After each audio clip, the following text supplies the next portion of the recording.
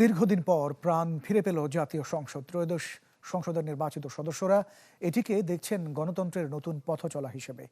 স্বৈরাচার বিরোধী সংসদ আখ্যা দিয়ে জানিয়েছেন, রাজপথের মতো দেশের কল্যাণকর উদ্যোগে ঐক্যবদ্ধ থাকবেন তারা।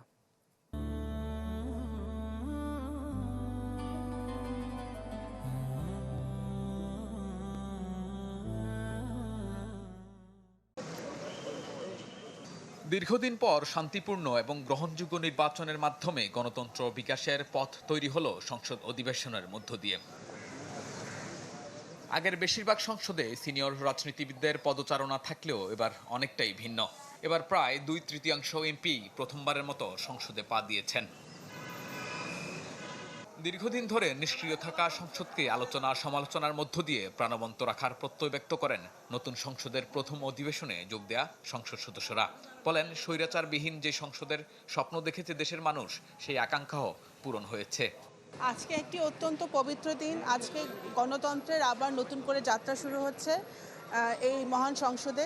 এই মহান সংসদ হবে আমাদের সকল কর্মের কেন্দ্রবিন্দু। ঢাকা 18 আসনের মানুষ আমাকে নির্বাচিত করেছে। আমি তাদের জন্য জীবনের সর্বশক্তি দিয়ে তাদের কল্যাণের জন্য কাজ করে দেবো। ঢাকা 18 আসন বিনির্মাণের জন্য আমি সর্বশেষ শক্তি দিয়ে লড়াই করে যাব ইনশাআল্লাহ। আজকে পুরো বাংলাদেশকে নতুন করে গড়ে তোলার যে সুযোগ তৈরি করে দিয়েছেন আমাদের শহীদেরা, আমাদের আহত যোদ্ধারা, আজকে সেই তাদের স্বপ্ন পূরণ করা, তাদের আকাঙ্ক্ষা পূরণ করা, জনগণের যে আকাঙ্ক্ষা সেটা পূরণ করা এই সংসদের লক্ষ্য হবে। নিজেদের মধ্যে মত পথের পার্থক্য থাকলেও গণতান্ত্রিক লড়াইয়ের ন্যায় একটি সার্বভৌম, নিরাপদ, স্বনির্ভর বাংলাদেশ গড়ার প্রশ্নে এক থাকার কথাও জানান তারা। একটা ঐতিহাসিক দিন, গুরুত্বপূর্ণ দিন। সকল রাজনৈতিক দলের সহযোগিতা বিশেষভাবে প্রয়োজন দেশ পরিচালনার ক্ষেত্রে। মাননীয় প্রধানমন্ত্রী জনাব তারেক রহমান, তিনি সবাইকে নিয়ে এই বাংলাদেশটাকে গড়তে চান।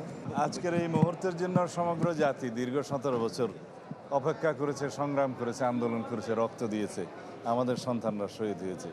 আজকে সেই মুহূর্ত, এই ঐতিহাসিক মুহূর্ত, এই সংসদ জনপ্রত্যাশার, জন আকাঙ্ক্ষার এবং শহীদের আকাঙ্ক্ষা পূরণের জন্য আজকে এই গণতান্ত্রিক উত্তরণের প্রথম দিন থেকে কাজ করবে।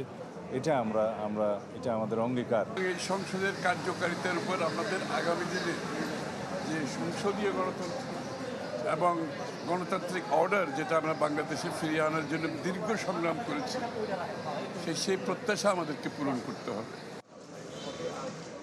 এই সংসদ আগামীর রাজনীতির জন্য নতুন উদাহরণ হয়ে থাকবে বলেও জানান ত্রয়োদশ সংসদের প্রথম অধিবেশনে অংশ নেয়া এমপিরা। আজকের এই সংসদ অধিবেশন অনেকটা জুলাই গণঅভ্যুত্থানের ফসল।